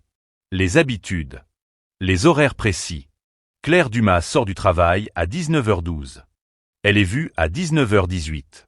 Puis plus rien jusqu'à 22h57. 3h39. Un gouffre. Que s'est-il passé pendant ce temps-là? Les analystes reconstituent les itinéraires possibles entre le centre-ville et la zone industrielle. Les routes rapides. Les détours. Les chemins discrets. Un tracé revient souvent. Un itinéraire qui longe la Garonne, évite les grands axes, traverse des zones peu éclairées. Un itinéraire que Delma empruntait régulièrement pour rentrer chez lui. Les images satellites anciennes sont étudiées. Les cartes IGN. Les photos aériennes. Un terrain attire l'attention. Une parcelle isolée, non bâtie à l'époque, aujourd'hui recouverte d'un entrepôt récent. En 2001, c'était un espace vague. Accessible. Invisible depuis la route. Les archives municipales confirment. Des travaux de terrassement importants ont eu lieu en 2004. Des tonnes de terre déplacées. Nivelées. Dispersées. Si quelque chose avait été enfoui là, il n'en resterait rien. Les enquêteurs ressentent cette frustration sourde. La sensation d'arriver trop tard. Toujours trop tard. Pendant ce temps, Delma est observée. Ses réactions. Ses silences. Ses regards. On lui montre des photos. Anciennes. Récentes. Il détourne les yeux quand apparaît le terrain vague. Un détail. Infime. Mais noté. Les psychologues insistent. Ce n'est pas la culpabilité qui le trahit. C'est la mémoire. Une mémoire qu'il a tenté d'enfouir sous des années de routine. Les médias, eux, accélèrent. Les plateaux télé s'enchaînent. Les experts parlent. Les hypothèses fusent. Claire est-elle encore vivante? Pourquoi Delma n'avoue-t-il pas? Où est le corps? La famille Dumas refuse les interviews. Elle se protège. Elle attend. Dans le bureau du juge, une décision est prise. Une confrontation indirecte. Delma est placée face aux éléments matériels. Pas pour l'accuser. Pour l'épuiser. Les relevés téléphoniques. Les témoignages. Les incohérences. À chaque fois, il se replie. Il répète qu'il n'a rien à ajouter. Qu'il a déjà trop parlé. Mais un jour, sans prévenir, il demande une chose étrange. Très précise. Il veut savoir si le terrain de Bassins a été fouillé entièrement. La question tombe. Lourde. Les enquêteurs ne répondent pas. Ils notent simplement. À partir de là, Delma change. Il dort moins. Il mange moins. Il parle seul. Comme si l'idée que quelque chose puisse encore être découvert l'empêchait de respirer.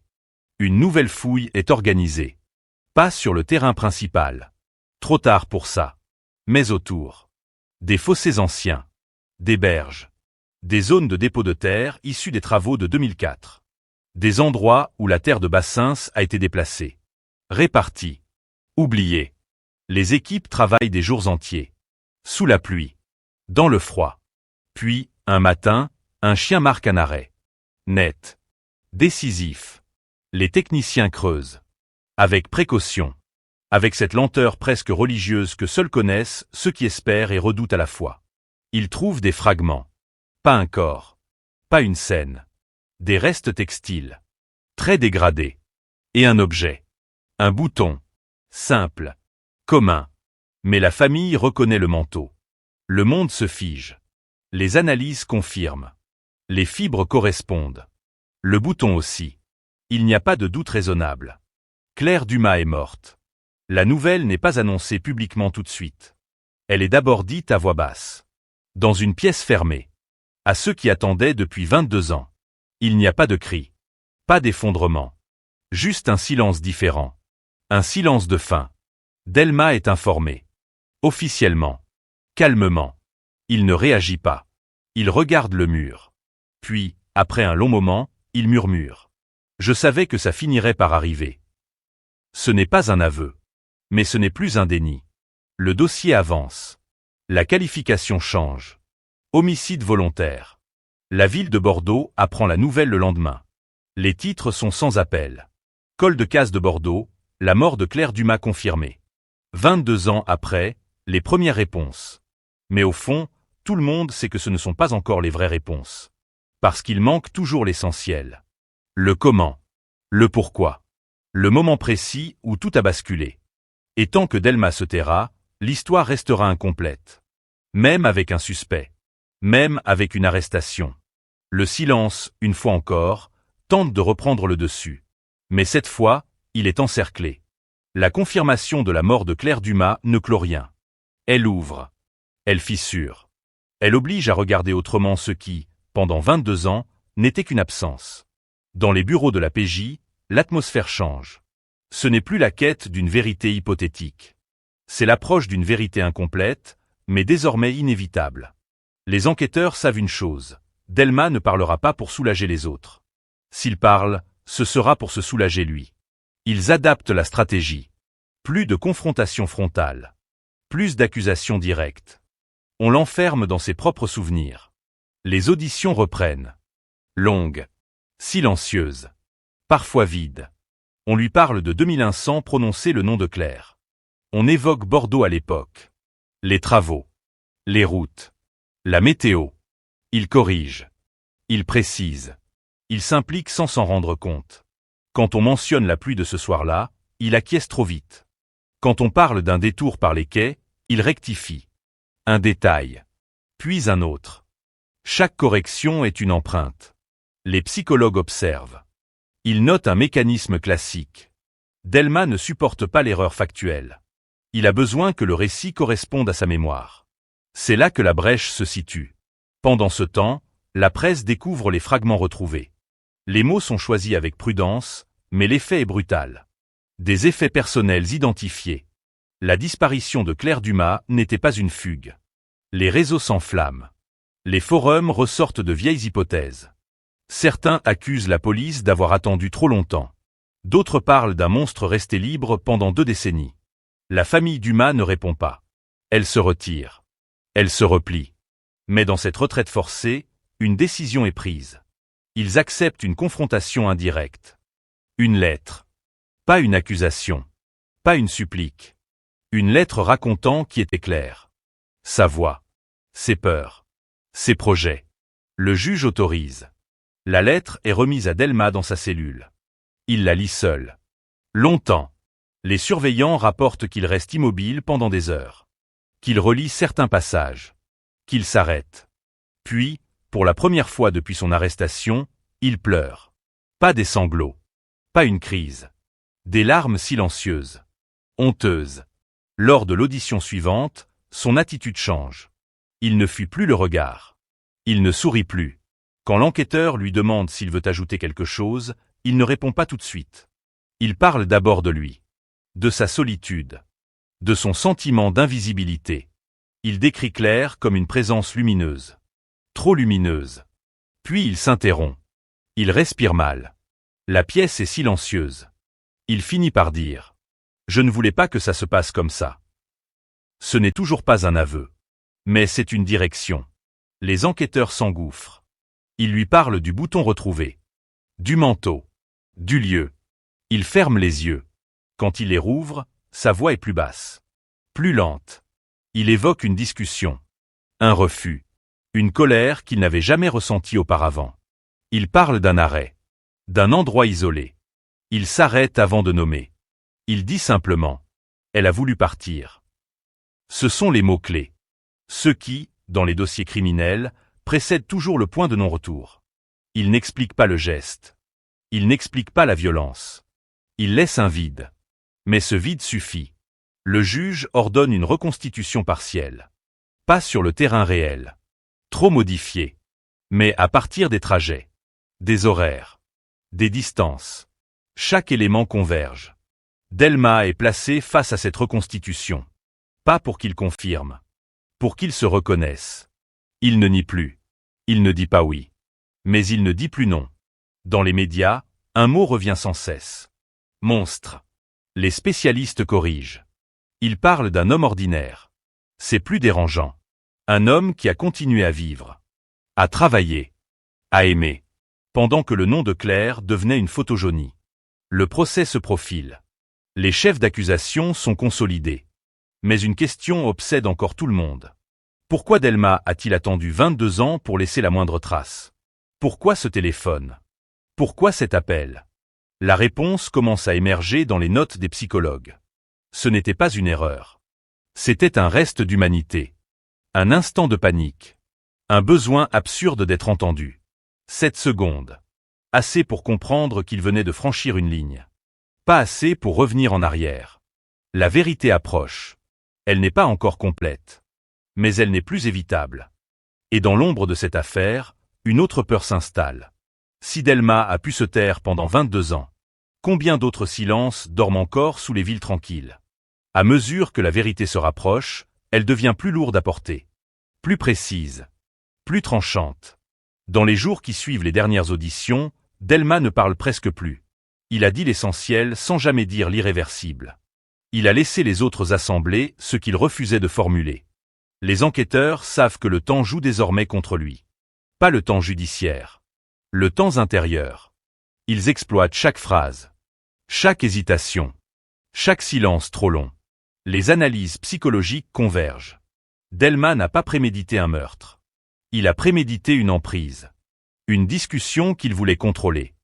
Un scénario qu'il croyait maîtriser. Le drame, dans ce type d'affaires, n'est jamais l'instant du geste. C'est tout ce qui le précède. On reconstruit les heures manquantes. Sans voix off. Sans témoin. Juste avec la logique froide des faits. Claire monte dans la voiture. Par surprise ou par confiance. Le trajet s'allonge. Les mots deviennent plus durs. L'espace se referme. Les experts parlent d'une tentative de fuite. D'une portière ouverte. D'un mouvement brusque. Ils parlent sans décrire. Ils n'ont pas besoin de détails. Dans les rapports, une phrase apparaît. Décès survenu lors d'une confrontation. Tout est là. La famille Dumas est tenue informée. Progressivement. Avec précaution. Chaque nouvelle pièce du puzzle est une douleur supplémentaire. Mais aussi une libération étrange. La fin des hypothèses. La fin des faux espoirs. Le père de Claire demande à voir Delma. Une fois. Juste une fois. La demande est refusée. Le juge sait que certaines confrontations ne réparent rien. Elles détruisent. Le procès approche. La machine judiciaire se met en place. Avocat. Expert. Calendrier. Delma est officiellement mis en examen pour homicide volontaire. La qualification est lourde. Définitive. Dans sa cellule, il écrit. Pas des aveux. Des fragments. Des phrases inachevées. Des souvenirs isolés. Des dates.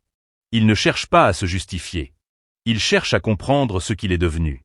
Les enquêteurs récupèrent ses écrits. Ils les lisent. Ils y trouvent une constante. La peur de l'abandon. La peur du refus. La peur de disparaître sans laisser de traces. Ironie cruelle. À l'extérieur, Bordeaux a changé de ton. La ville ne parle plus de mystère. Elle parle de responsabilité. Des éditoriaux s'interrogent. Comment un homme a-t-il pu passer entre les mailles? Pourquoi les signaux faibles n'ont-ils pas été pris au sérieux? Les réponses sont inconfortables. Elles impliquent tout le monde. Elles impliquent l'époque. Les méthodes. Les angles morts. La zone industrielle de Bassins est montrée à la télévision. Vue du ciel. Plate. Banale. Un endroit où personne ne s'arrête. Un endroit parfait pour disparaître. Les journalistes parlent de hasard. Les enquêteurs parlent d'opportunité. Le jour où Delma est informé de la date du procès, il ne réagit pas. Il écoute. Il acquiesce. Puis il pose une question. Une seule. Est-ce qu'ils savent tout? Personne ne répond. Cette question suffit à confirmer ce que tout le monde presse. Il n'a jamais tout dit. Il ne le fera probablement jamais. Mais le dossier est solide. Assez solide pour tenir. La veille du transfert vers la maison d'arrêt définitive, Delma demande à écrire une dernière lettre. Pas à la justice. Pas à la presse. À la famille Dumas. La lettre est lue par le juge avant transmission. Elle ne contient pas de description. Pas de lieu. Pas de chronologie. Elle contient un mot répété plusieurs fois. Pardon. Un mot insuffisant. Un mot vide. Un mot trop tardif. La famille choisit de ne pas répondre. Le silence, cette fois, leur appartient. À l'approche du procès, une certitude s'installe. La vérité judiciaire sera rendue. Mais la vérité émotionnelle, elle, restera fragmentaire. Parce qu'un crime non prémédité n'est pas un accident. Parce qu'un silence de 22 ans est un choix. Et dans cette affaire, Le choix de se taire a façonné autant de vie que le geste lui-même. Bordeaux se prépare à regarder son passé en face. Pas pour comprendre l'horreur, mais pour accepter qu'elle ait existé ici, dans une ville tranquille. Une nuit ordinaire. Le procès s'ouvre dans un silence tendu, presque irréel. Pas de cris, pas de foule hystérique. Seulement des regards fixes, des dossiers empilés, des respirations retenues. 22 ans se sont écoulés, mais dans cette salle, le temps se replie sur lui-même. Claire Dumas n'a pas vieilli. Elle est toujours la même sur la photo posée devant la cour. Un visage figé dans une promesse de futur qui n'a jamais eu lieu. Marc Delmas entre. Encadré. Amaigri. Méconnaissable pour ceux qui l'ont connu avant. Il s'assoit. Il ne regarde pas la famille. Il regarde le sol. L'accusation déroule les faits. Un à un. Sans lyrisme. Sans colère. Les horaires. Les appels. Les trajets. Les incohérences. Chaque mot est une pierre. Chaque phrase, un rappel que le silence n'a jamais effacé la réalité. Les experts défilent. Téléphonie. Psychologie. Criminalistique. Ils ne racontent pas une histoire. Ils la démontent. La défense tente d'introduire le doute. Elle parle d'absence de corps. D'absence de scène de crime. De mémoire défaillante. Mais le doute, cette fois, n'a plus de prise. Le président de la Cour lit des extraits des auditions. Les phrases de Delmas résonnent. Décontextualisées. Brutales. Elle a voulu partir. Je ne voulais pas que ça se passe comme ça. Ces mots flottent dans la salle comme des aveux inachevés. Quand vient le tour de Delmas de s'exprimer, il se lève lentement. Il parle d'une voix basse. Fatigué. Il ne nie plus la rencontre. Il ne nie plus la présence. Il nie seulement l'intention. Il parle d'un moment. D'un basculement. D'une perte de contrôle. Il évite toujours le mot interdit. La famille Dumas écoute. Sans réagir. Sans détourner le regard. Ils n'attendent plus d'explications. Ils attendent que cela se termine. Les jours d'audience s'enchaînent. Les médias commentent. Les débats s'intensifient. Mais le cœur du procès n'est pas dans les joutes verbales. Il est dans ce qui manque. L'absence de Claire. Son silence définitif. Le procureur le rappelle dans son réquisitoire. Il parle de responsabilité. De lâcheté prolongée. D'un homme qui a choisi de vivre pendant que d'autres survivaient. Il requiert une peine lourde. À la hauteur du temps volé. La défense plaide la chute d'un homme ordinaire. Un drame sans préméditation. Une spirale. La cour se retire. L'attente est courte. Trop courte pour tout ce qu'elle doit contenir. Quand les juges reviennent, la salle se lève. Le verdict tombe. SEC. Sans emphase. Coupable. Marc Delmas est condamné à une peine de réclusion criminelle longue. Assez longue pour que le chiffre dépasse presque le nombre d'années de silence. Il ne réagit pas. Il ferme les yeux. La famille Dumas sort sans un mot. Dehors, les caméras attendent. Ils ne parlent pas. Ils n'ont plus rien à dire au monde. La justice a tranché. Mais quelque chose résiste encore. Dans les jours qui suivent, des voix s'élèvent. Des débats. Des tribunes. Peut-on parler de col de case résolu quand il n'y a pas de corps? Quand il n'y a pas de récit complet? Les spécialistes répondent que la justice n'exige pas la totalité. Elle exige la cohérence. Et cette cohérence est là. Implacable. Pourtant, au fond, une question demeure. Elle ne concerne plus la culpabilité. Elle concerne la mémoire. Claire Dumas n'est plus une disparue. Elle est devenue une victime reconnue. Mais son histoire restera à jamais trouée. Parce qu'un homme a décidé qu'une partie de la vérité lui appartenait. Et qu'il l'emporterait avec lui. Dans sa cellule, Delmas commence à peine. Il ne donne plus d'interviews. Il n'écrit plus. Il disparaît à son tour. Lentement. Administrativement. Bordeaux reprend son rythme. Les rues vivent. Les tramways passent. Mais pour ceux qui savent, certains endroits ne seront plus jamais neutres. Parce qu'un crime, même jugé, laisse une empreinte. Parce qu'un silence de 22 ans ne s'efface pas avec un verdict. La fin judiciaire n'est jamais la fin humaine. Et dans l'ombre de cette affaire close sur le papier, subsiste une dernière sensation. Un écho. Celui d'une question sans réponse. Celui d'une nuit ordinaire devenue éternelle. Après le verdict, le bruit retombe. Pas d'explosion. Pas de catharsis collective. Juste un glissement lent vers autre chose. Dans les jours qui suivent, Bordeaux fait semblant d'oublier. Les journaux changent de une. Les radios passent à un autre drame. La ville reprend son souffle, comme après une tempête qui n'aurait laissé que des traces invisibles. Mais pour ceux qui ont vécu avec cette affaire pendant 22 ans, le silence n'a plus la même texture. La famille Dumas rentre chez elle. La maison est la même. Les murs aussi. Mais le temps a cessé d'être suspendu. Il n'y aura pas de retour. Plus d'attente. Plus de scénarios alternatifs. La disparition n'est plus un point d'interrogation. Elle est devenue une certitude. Dans un tiroir, une photo est replacée. Pas pour la cacher. Pour la garder. Claire n'est plus une jeune femme portée disparue. Elle est désormais une présence fixe, intégrée à l'histoire familiale. Une douleur stable. Presque apaisée.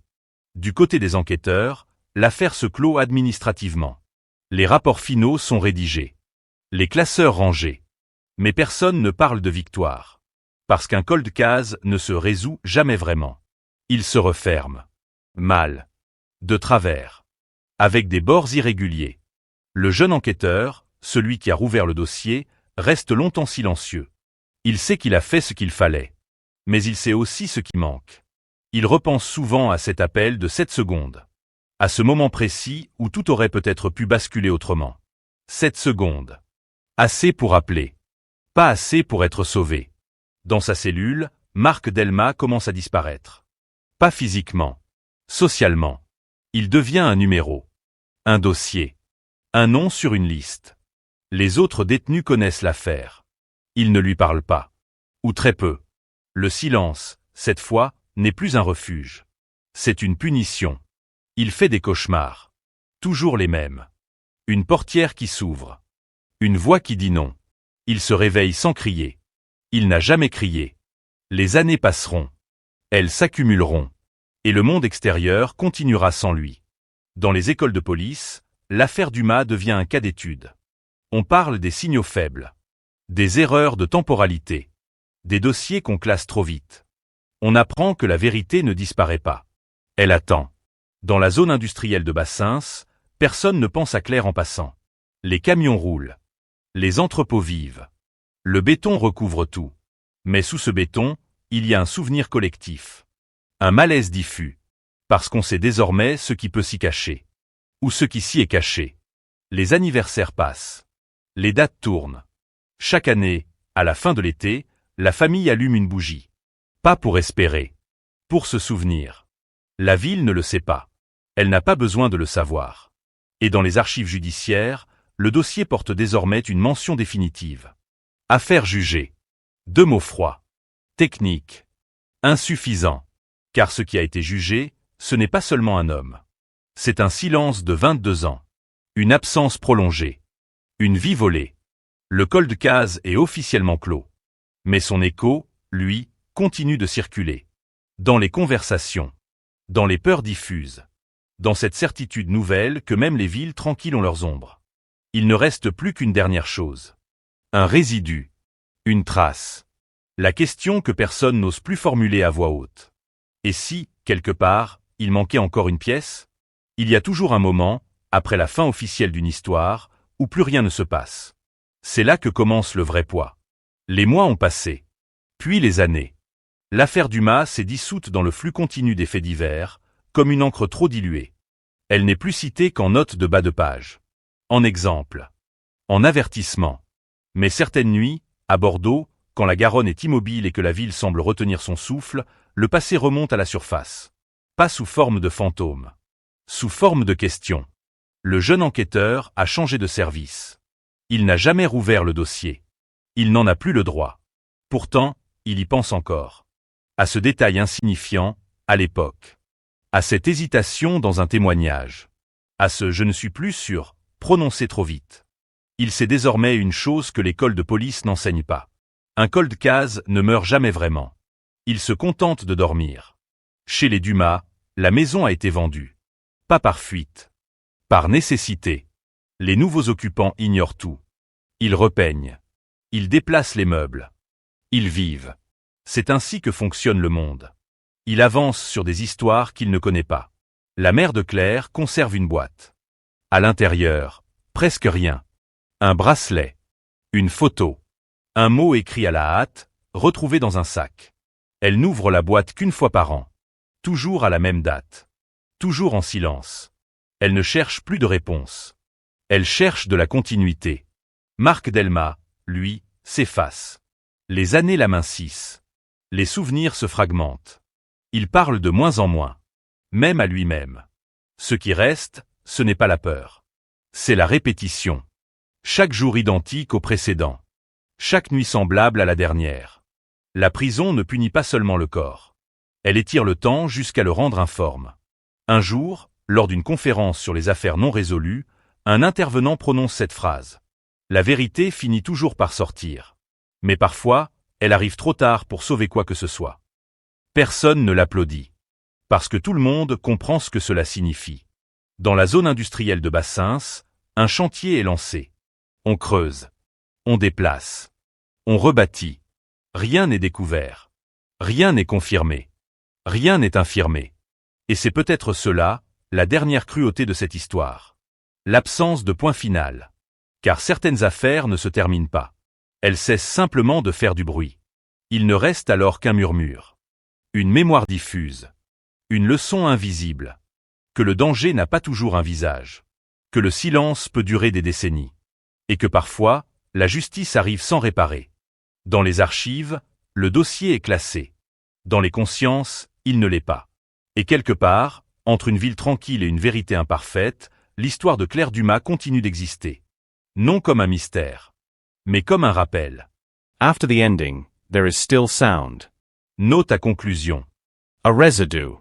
Years later, a journalist opens an old archive on a gray afternoon, not searching for justice, not even for truth, but for a story that still breathes.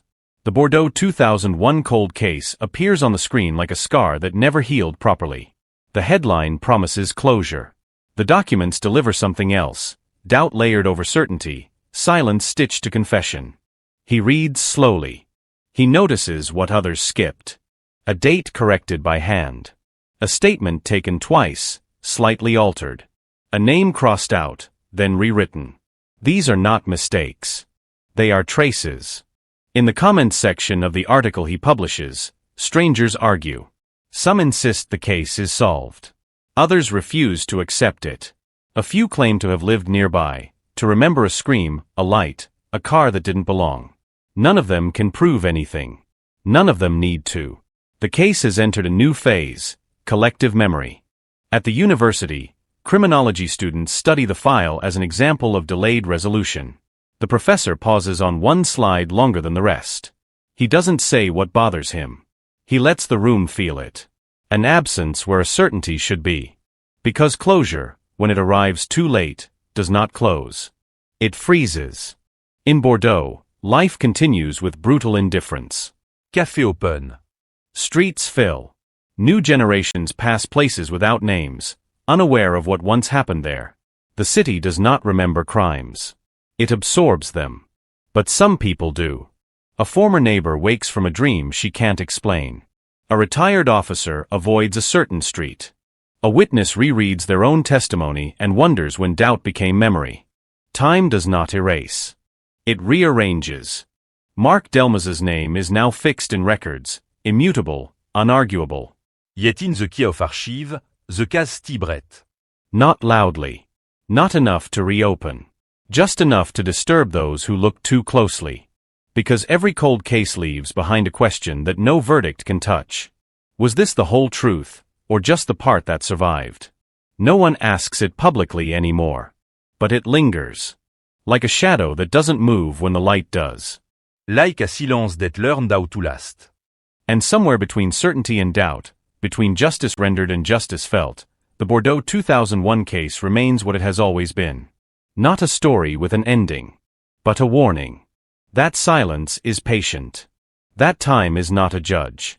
And that some truths, once buried, do not return whole. They return fractured. And they stay.